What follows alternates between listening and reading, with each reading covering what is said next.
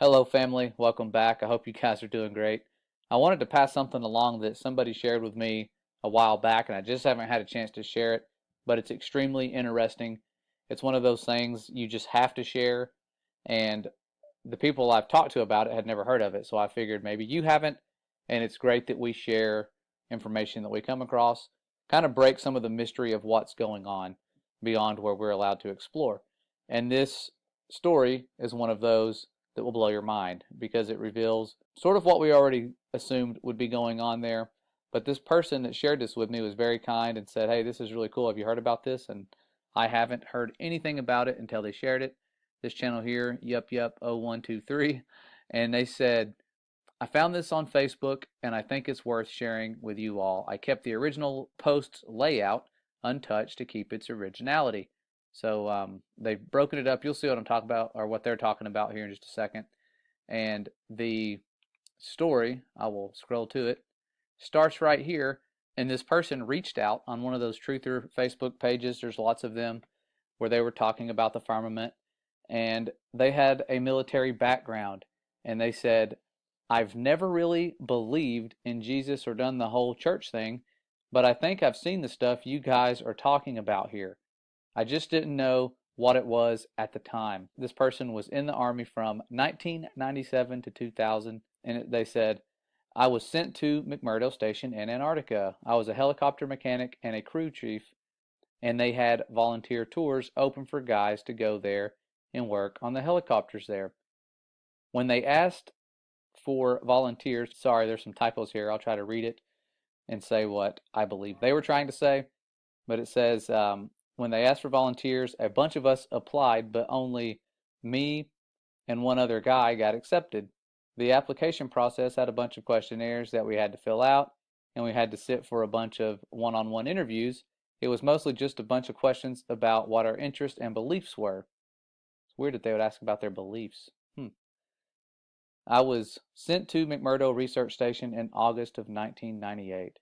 When we weren't busy de-icing the aircraft and working on them, we had time to hang out with the scientists at the research station. The military unit attached to McMurdo was small, and we didn't have our own separate facilities. We didn't have a PX or a media center. There was no chapel or chaplain, and we didn't have our own separate mailroom. We just had to share the same facilities with the scientists and researchers, so over time I got to be friends with a few of them. They had two different kinds of ice they worked on and studied. This is where it gets interesting. One kind of ice was the normal kind that we've all seen. They took cores of it out of boreholes in the ground. Just like normal ice, it was mostly clear and sometimes white, and it would melt into liquid water if it got warm. The whole area of Antarctica is covered in this kind of ice. But that wasn't their main kind of ice. The only time I ever saw them actually studying normal ice was when a film crew from National Geographic came by. The rest of the time, which was most of the time, the scientists were studying something they called sky ice. This stuff was totally different. We were never allowed to go into the laboratory areas of the station because the labs had to be kept super clean, and they said it would mess up their work if they risked letting too many people in the lab. But one time, one of the researchers that I was friends with showed me a piece of sky ice. You couldn't touch the stuff with your bare hands because it was so cold. And it wasn't clear or white like normal ice. It was solid blue. He said that's why they call it sky ice, because it was the exact same color as the sky. We had to wear thick, heavy going outside gloves to handle it. The stuff was so cold it would instantly freeze your skin if you touched it. I don't remember what the temperature he said it was, but it was something like hundreds of degrees below zero, way colder than the normal ice that was outside. He had to carry it in a metal bottle that was kind of like a thermos. He let me play with the piece of it for a while. It felt lighter than a piece of normal ice of the same size, like it wasn't very heavy at all. It almost felt like you could throw it up in the air and it would just float back down. But I didn't try that. And it was also a little flexible when I tried to bend it. It didn't break like normal ice would. And even for a small piece, you could see through it. It was solid blue right from the surface. And here's the really weird part. It didn't melt into water. When it got warm, because we had it inside, it just started to shrink. It got smaller and smaller, but my glove never got wet. And there was no water on the floor. The stuff just turned into thin air when it got warm and vaporized. He said that was the reason why they had to study the stuff right there in Antarctica. You couldn't take the sky ice back to America to study it because it was almost impossible to keep it cold enough during transit. And then they shared a verse right here where it says, "And above the firmament that was over their heads was the likeness of a throne, as the appearance of a sapphire stone.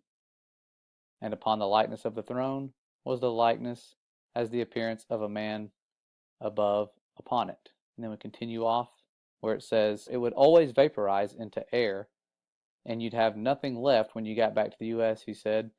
Russian scientists had discovered the same problem when they tried to take the ice back to Russia. So that was why they all had research stations in Antarctica. After maybe 15 minutes of handling the piece of sky ice, it was almost completely gone. Just a tiny little bit was left, and my glove was dry the whole time. I'd never seen anything like it before or since, and that's unusual because I've always had an interest in scientific things.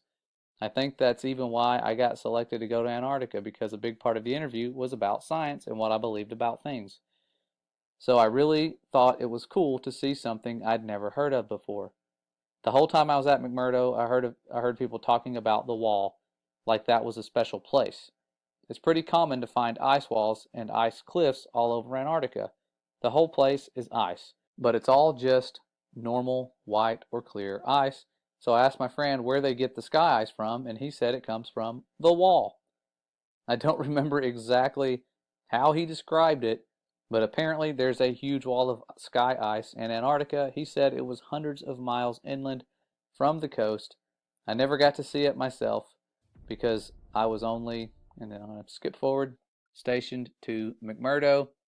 I didn't get to go out on expeditions. He said it was the biggest natural structure in the world. Imagine that. He said that in the 1960s, the U.S. Army had a plan to bore a tunnel into the wall, but they didn't have a boring machine that could handle the super cold temperatures, so they had a whole testing project in Greenland where they developed ice tunnels and invented new boring machines that could operate in super cold temperatures. So this was back when they were going into forming NASA and all the other things that were kind of strange, the Antarctic Treaty, around that time, pretty close to it. And he says, like they did this whole big thing in Greenland for just practice. So it was like they were practicing to bore into the sky ice. I'm not an expert on that, but that's just what he told me. Then, once they had the new boring machine figured out, they brought it to the ice wall, or to the wall in Antarctica. He said that the machine bored a tunnel. I don't remember exactly, it was like 5 or 10 miles into the wall, but that they never broke through the other side of the wall, and that they still don't know how thick the wall is even to this day. And I'm probably not remembering this part correctly, but I think he said that at first the floor of the tunnel was solid rock, but after a mile or two in, the floor was sky ice, like it was sky ice underneath after a certain point, or something like that. And apparently the wall slowly builds itself back up. So it slowly builds itself back up after you cut it, because after a year or so, the tunnel had shrunk smaller all by itself, like a self-healing wound. It starts closing up. They had to leave the boring machine inside the wall because the tunnel shrunk too small to get it back out. And after a few decades, the tunnel was completely gone, like the part of the wall was solid again. He said that now the scientists were trying to use technology to figure out how thick the wall is. He said something about putting earthquake sensors all along the wall, and that somehow you could measure the signal from an earthquake to see how thick the wall is. But he kind of lost me on that part. I never really thought about any of that after I left. It was really weird stuff, but I didn't think it was a big deal at the time. But then a few weeks ago, I saw a map of the wall in Antarctica, except the map was all flat and crazy looking, and it showed the wall going all the way up over the whole Earth. So since then, I've been trying to learn more about the sky ice that I saw and the wall that I heard about, but I can't find anything at all. So now I'm really wondering if there could be a connection here. And that's how I found this group. So I hope that maybe some part of my experience will help someone figure something out. Well, thankful to that person. If they were telling the truth, that is some very interesting information given what we know surrounds us. We know that the firmament's not just made out of ice. It's something special.